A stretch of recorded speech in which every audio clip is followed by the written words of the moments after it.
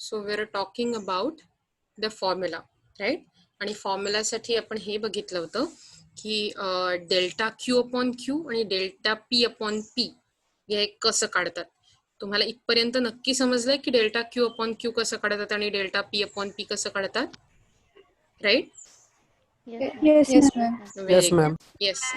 सो आता आपल्याला हे कळलं होतं की मी जेव्हा डेल्टा क्यू अपॉन क्यू असं म्हणते, मी सगळं कॅपिटल मध्ये काढते कदाचित सवय असल्यामुळे, so don't make it first. Okay, it's okay. तुम्ही लक्षात ठेवा क्यू म्हणजे क्यू काय आहे. आणि डेल्टा पी अपॉन पी असा तुमचा फॉर्म्युला आहे, बरोबर. Delta Q upon Q divided by delta P upon P. आपल्याला माहितीये जेव्हा आपल्याला डिवायडेड बाय करायचं असतं त्याचाच अर्थ असतो उलटून गुणिले. आठवतंय तुम्हाला असं लहानपणी शिकल्याचं, जेव्हा तुम्ही डिवाइडेड बाय करता अंशछेदात किंवा जेव्हा तुम्ही न्यूमरेटरला डिवाइड करत असता, उसका मीनिंग होता है आप उल्टा करके उसका मल्टिप्लिकेशन कर सकते हो. म्हणजेच हे जेव्हा मला असं म्हणायचं असेल तेव्हा मी कसं म्हणू शकते माहितीये का, मी दाखवते बरं का खाली तुम्हाला. डेल्टा क्यू को उसका वैसे ही रखो. ओके, सो डेल्टा क्यू को वैसे ही रखेंगे और क्या करेंगे, डेल्टा क्यू अपॉन क्यू और divided by delta P upon P है ना, तो उसको उल्टा करेंगे और मतलब उसको पलट के मल्टीप्लिकेशन में कन्वर्ट करेंगे. इसका मीनिंग है मल्टीप्लाइड बाय का साइन आएगा और ये जो नीचे पी दिख रहा है वो हो जाएगा ऊपर, क्योंकि हम पलट रहे हैं उनको, और ऊपर जो डेल्टा पी दिख रहा था वो हो जाएगा नीचे. समझ में आ रहा है ये? Yes, ma'am. ओके. और सिर्फ आगे जाकर क्या किया है हमने, इसके आगे देखो. ओके, आगे जाकर हमने सिर्फ इतना ही किया है कि वो जो दो डेल्टा डेल्टा है उनको नीचे लाया है. वो कैंसल आउट होते नहीं है, मतलब जो ट्राइंगल दिख रहे हैं उनको ऐसा कैंसिल नहीं कर सकते आप. ओके, नहीं तो डेल्टा डेल्टा कैंसिल कर दोगे, फिर क्या बचेगा, Q upon P multiplied by P upon Q. एक साथ सबको, मतलब ऐसा कुछ नहीं करना है. ओके, मैं जो ये कर रही हूँ उसको भी ये ऐसा कुछ नहीं करना है. डेल्टा डेल्टा को कैंसिल किया, फिर उसके बाद ये पी और ये पी को कैंसिल किया और ये क्यू को ये क्यू कैंसिल किया. ये ऐसे कुछ करना नहीं है. That is a very bizarre mistake. सिर्फ उसका आंसर एक ही आ जाएगा, इसका मतलब होगा हर एक गुड की प्राइस एक ही इलास्टिसिटी है. ऐसा नहीं है. ओके, सो डेल्टा क्यू और डेल्टा पी एक साथ लाए क्योंकि हम मल्टीप्लीकेशन में ऐसा कर सकते हैं, और उसके नीचे मल्टीप्लाई करके क्या लाया, पी अपॉन क्यू. ये देखो, और ये आपको समझ में आ रहा है. आप एक साथ नीचे अच्छे से लिखना. ओके, मैं यहाँ वहां लिख रही हूँ, आपको समझ में आना चाहिए, इसलिए मैंने एरो डाले. तो ये स्टेप के बाद ये स्टेप आता है और उसके बाद ये स्टेप आता है. तुम्हाला हे लक्षात येतंय मी जे काय भरपूर चित्र काढली आहेत ती, म्हणजे चित्रकलेची हौसच नाहीये हे फक्त. Yes, ma'am. ओके, कारण ह्याच्यावर गणित सोडवायला येऊ शकतात. ओके, सो इसके बाद हमें क्या देखना है, where Q refers to quantity demanded, obviously P refers to price and delta is change. So if elasticity of price is greater than 1, demand is elastic. तो अगर greater than 1 है, demand कैसे होगा, elastic होगा.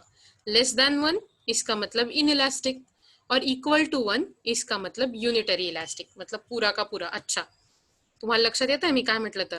सांगा मला, जेव्हा elasticity of price greater than 1 असेल तेव्हा तुमची कशी असेल demand, elastic, inelastic, unitary? Greater than 1 असेल तेव्हा elastic. Correct, Elastic. Very good. आता इक्वल टू 1 असेल तेव्हा Unitary. करेक्ट, युनिटरी इलास्टिक असेल.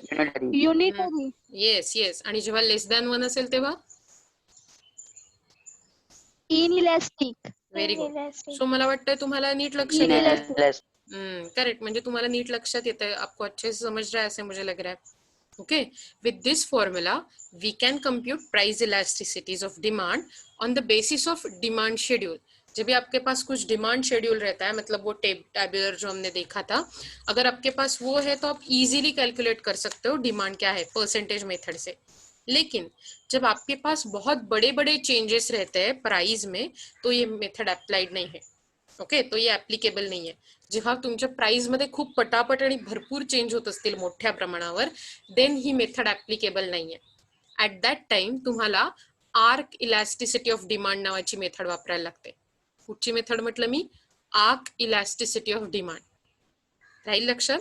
जेव्हा प्राइस मध्ये खूप मोठे मोठे चेंजेस होत असतात तेव्हा पर्सेंटेज मेथड कामाला येत नाही, तुम्हाला arc elasticity of demand he method वापरायला लागते. ओके, आता या मेथड मध्ये आपण कसं मॅथ्सचं सम सॉल्व्ह करू शकतो याच्यासाठी मी तुम्हाला एक्झाम्पल दाखवते. तुम्ही हे सगळं लिहून घेतलं का? मी जे तुम्हाला ग्रीन इंकने लिहून दाखवलंय ते? Yes, ma'am. Okay, Yes, ma'am. आता हे जे Yes, ma'am. अनोटेशन आहे ते मी घालवून टाकते. Okay, let me do one thing. मी ह्याचा एक स्क्रीनशॉट मारते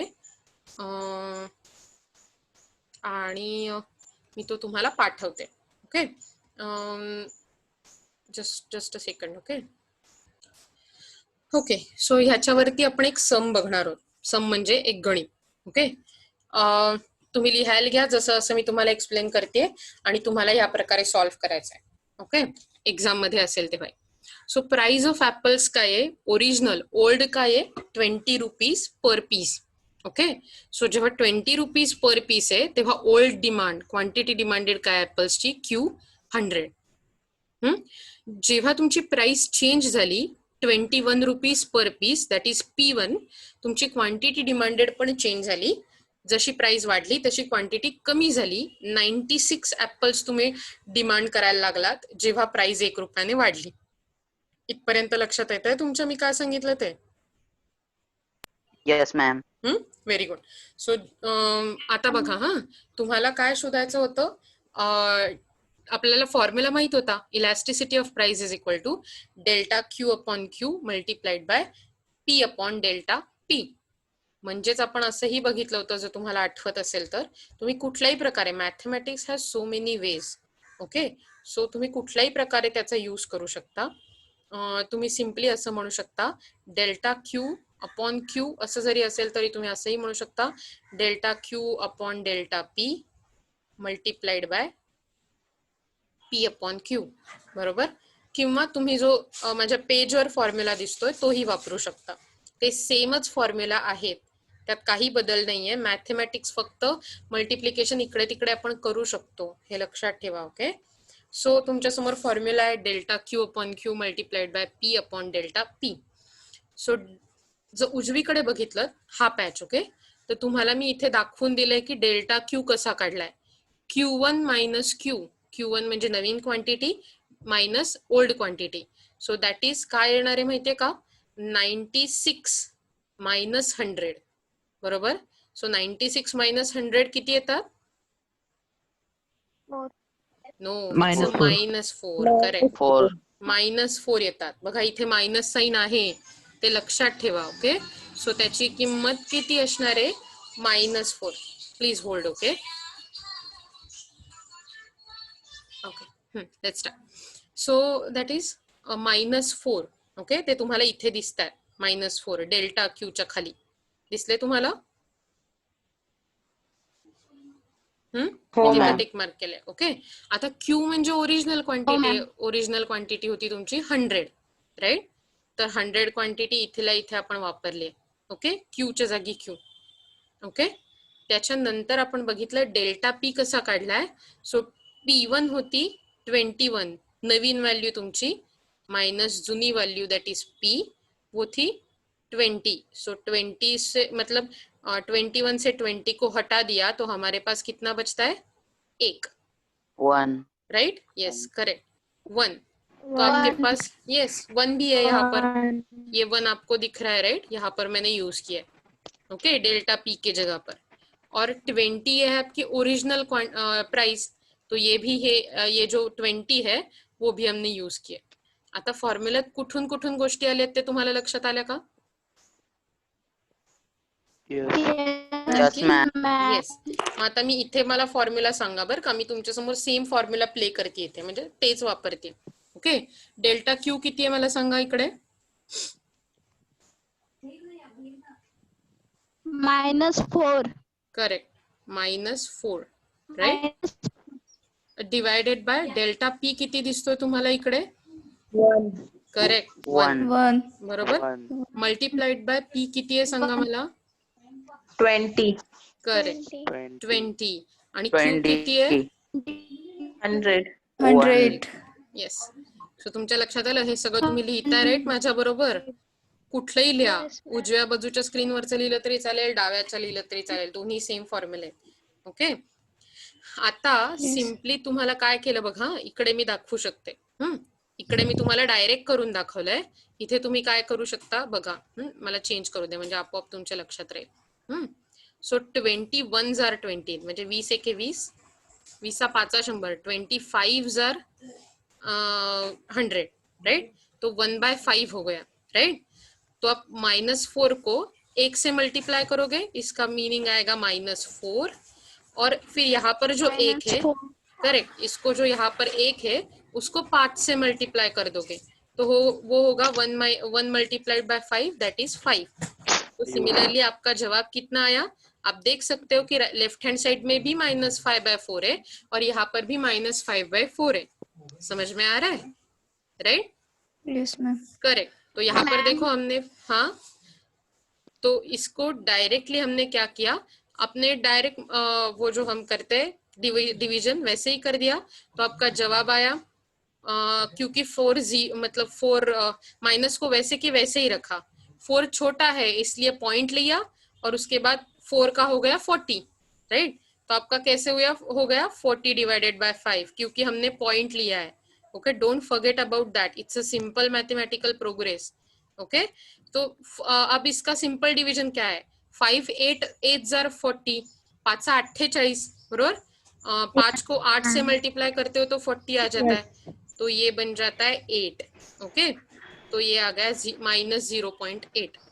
अब जब आप इलास्टिसिटी के बारे में बात कर रहे हो, आप देख रहे हो वहां पर माइनस साइन आया हुआ है राइट.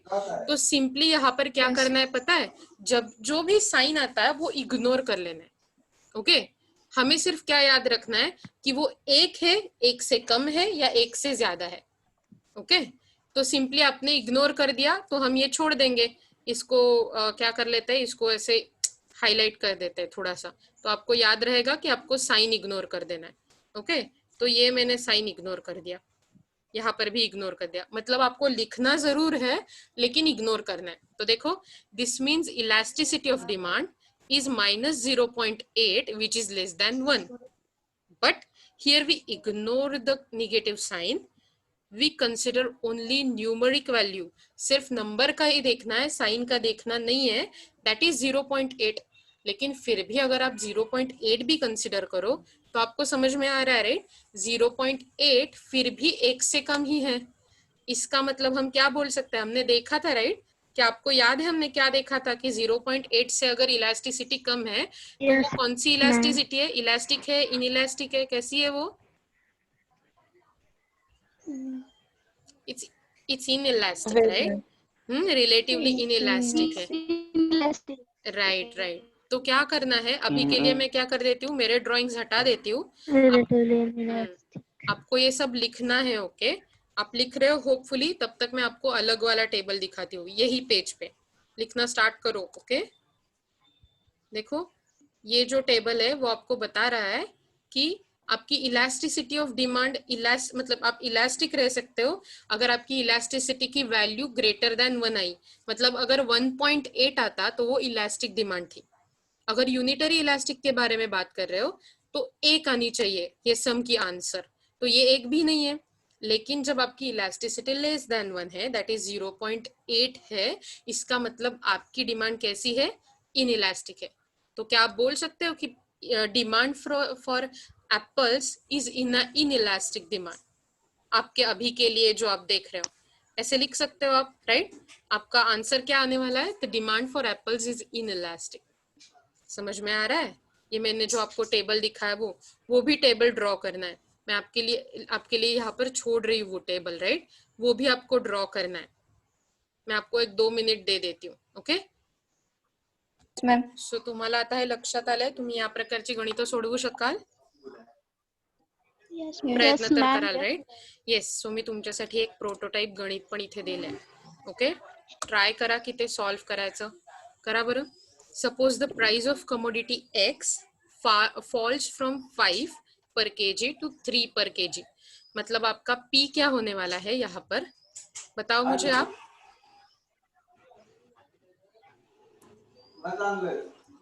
बताओ मुझे, यहाँ पर आपका P जो आपको सम दिया है उसमें आपका P क्या होने वाला है और P1 क्या होने वाला है? P equals to 5. 5. करेक्ट, पहले 5 था 5. और वहां से कितना गिरा? 3. 3. Right, okay. और उसके हिसाब से देखो, it's quantity demanded increases from 10 to 30, मतलब Q क्या था आपका पहले? 10. 10. करेक्ट, 10. तो वो इंक्रीज कब 10. तक हुआ, कितना हुआ? 30. 30. 30. करेक्ट, 30। 30. तो क्या अब ये आप सॉल्व कर सकते हो? Yes, ma'am. करो और Yes, मुझे ma'am. बताओ, आंसर बताओ उसका।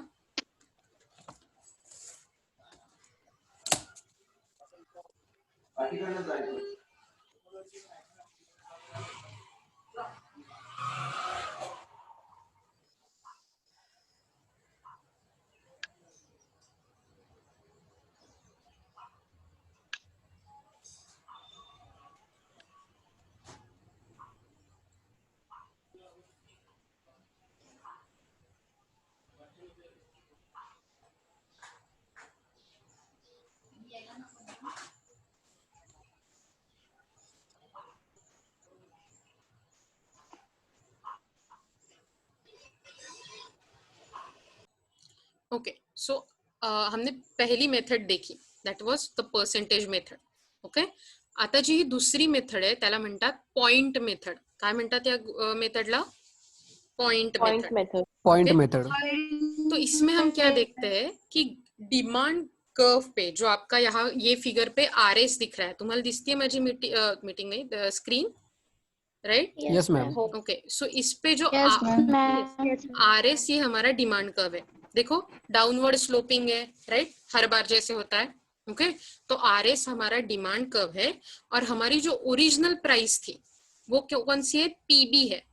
ओके, आपको समझ में आ रहा है? PB इतनी प्राइस है, P ये जो पॉइंट है वो आपका ओरिजिनल प्राइस का पॉइंट है.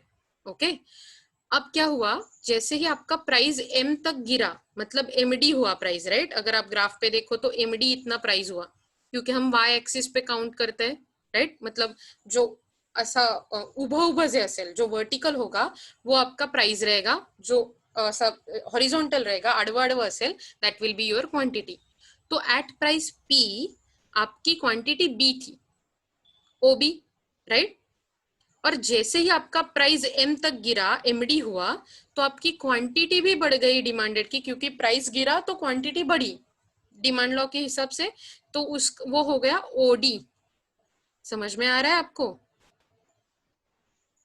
हाँ मैम. Yes ma'am. आता लक्षात येतंय? Yes, ma'am. Very Yes, ma'am.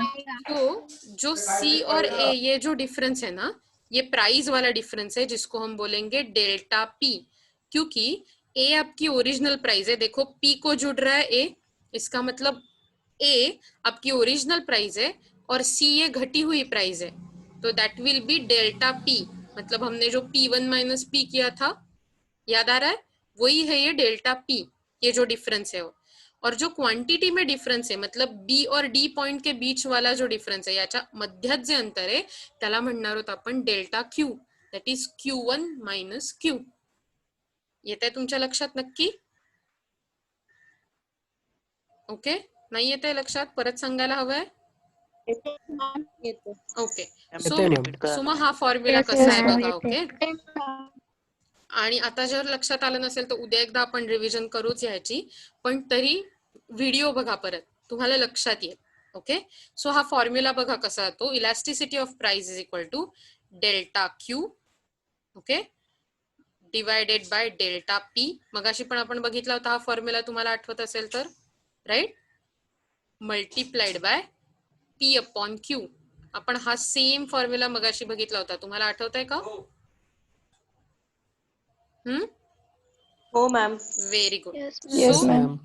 So हाच फॉर्म्युला आपण इकडे पण वापरतो, whereas delta Q represents change in quantity demanded. म्हणजे तुमच्या क्वांटिटी डिमांडेड मध्ये काय चेंज झालाय, that is a delta Q. आणि डेल्टा P म्हणजे change in level of price, where is P आणि Q हे तुमचे इनिशियल क्वांटिटी आणि प्राइस लेवल आहे. मला वाटतं मगाशी आपण हे सगळं पाहिलंय, मी फक्त तुम्हाला कसं लिहायचं पेपरात हे लिहून दाखवण्यासाठी हे लिहिलंय प्रत्येक मेथडसाठी. तुमच्या इथपर्यंत नक्की लक्षात आलं मी जे काय दाखवलंय ते? Okay, so let's say Yes, ma'am. आपण Yes, ma'am. येस आपण थोडंसं पुढे जाऊया. Yes, ma'am. ओके, अगदी थोडंसं. मला माहितीये तुम्हाला थोडासा कंटाळा, थोडासा नाही जरा जास्तच कंटाळा आलाय, पण या फिगर मध्ये काय दाखवलंय तेवढं बघूया आणि आजसाठी थांबूया. Okay, delta Q is BD और क्यू एम. बघा बरं, बीडी म्हणजे बीडी किंवा क्यू एम यातला फरक. ओके, क्वांटिटी क्यू एम हे जे आहे, आता तुम्ही हे सगळे जे काय म्हणू, ही सगळी जी दिलेली गोष्टी आहेत ना, क्यू एम नंतर पी क्यू डेल्टा पी, ते बघू नका कारण ते थोडंसं कन्फ्युजिंग आहे. ओके, डेल्टा पी तुमच्या लक्षात येत आहे का बघा. बीडी हे तर तुम्हाला कळलं, तसंच तुमचं डेल्टा पी काय आहे, एसी आहे. ओके, इथपर्यंत लक्षात आलं तुमच्या? हे मी तुम्हाला सांगितलंय. ओके, पी म्हणजे पीबी आहे, प्राइस तुमची काय, ओरिजिनल प्राइस पीबी, आणि ओरिजिनल क्वांटिटी आहे ओबी. तुमची पी प्राइस असताना तुमची बी क्वांटिटी होती. येते लक्षात तुमच्या? Substituting these values in the elasticity of formula. So आता काय करायचंय तुम्हाला, हा सध्या हा पॅच आहे तो विसरून जा, कारण मी तुम्हाला ह्याच्यापेक्षा सोपं शिकवणार आहे. ओके, ते चुकीचं नाहीये, पण let's not talk about it कारण तुमचं कन्फ्युजन होईल. ओके, पण आतापर्यंत तुम्हाला मी जो ग्राफ दाखवलाय तो तुमच्या लक्षात आला का? Okay, so yes, okay, I know मी माझ्याकडून स्क्रीन पॉज झाली होती, एक सेकंड. सो येस, आता या ग्राफवर आपल्याला काय दिसतंय ते बघूया, ग्राफशी रिलेटेड. ओके, सो हाच ग्राफ आहे तुमच्या समोर ठेवलेला आणि आपण ते कसं सॉल्व्ह करतोय ते दाखवलंय. ओके, पण मी हे तुम्हाला उद्या दाखवणार आहे कारण आता मला माहितीये तुमची कपॅसिटी संपलेली आहे. ओके, पण उद्याला आपण इथून सुरुवात करणार आहोत लेक्चरला, आणि जर समजा उद्या माझं लेक्चर झालं नाही तर आपण बघूया कसं तरी उद्याचं लेक्चर ऍडजस्ट करायचं. प्लीज ऍडजस्ट फॉर मी, कारण आपल्याला त्या ह्याच्यासाठी ऍडजस्ट करायचंय, TYच्या परीक्षेसाठी. Okay, are you with me? तुम्हाला आज जे शिकवलं ते तुमच्या लक्षात आलंय नक्की? Yes, ma'am. Yes, ma'am. Okay, Yes, ma'am. Yes, ma'am. Yes,